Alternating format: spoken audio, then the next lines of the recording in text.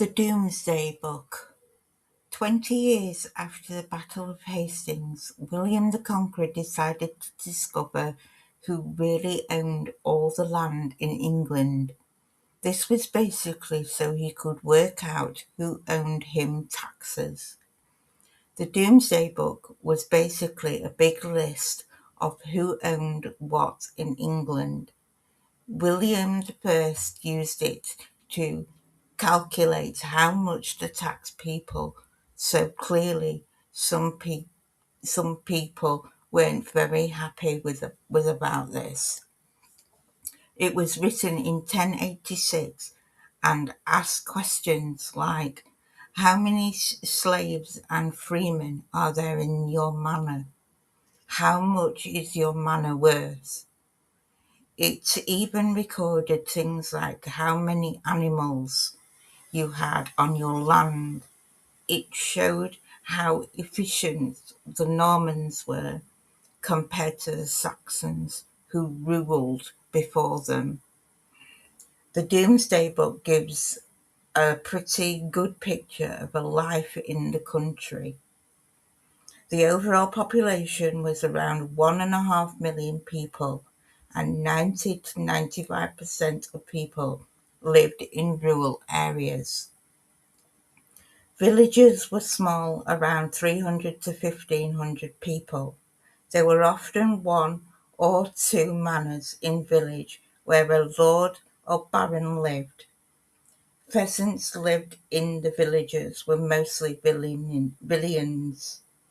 Villeins had their own small piece of land to farm, but to pay for them they had to work on the lord of the manor's land as well.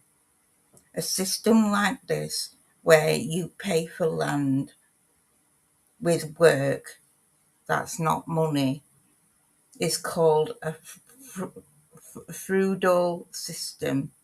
It makes the landowners more very powerful. Villeins had 3 chances of freedom. They could receive it from the lord of the manor, save up enough to buy it, or else run away to a town. If they weren't caught for a year and a day, then they became free.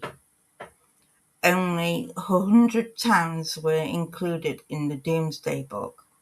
The only big places were around cathedrals, such as Lincoln, York, and Westminster Abbey, but there were fewer than 10,000 people living in most of these towns.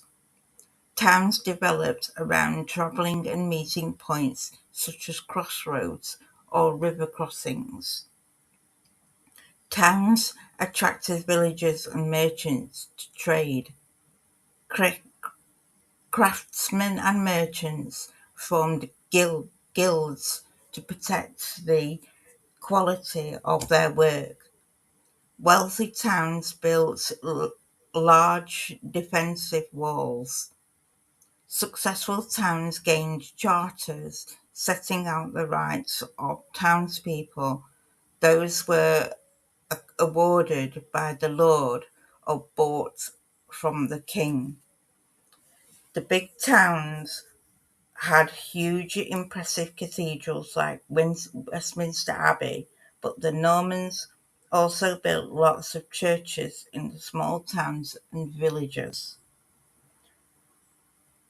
The information in the Domesday Book was collected by a small group of commissioners who went around the country and visited the 13.418 places listed in the book.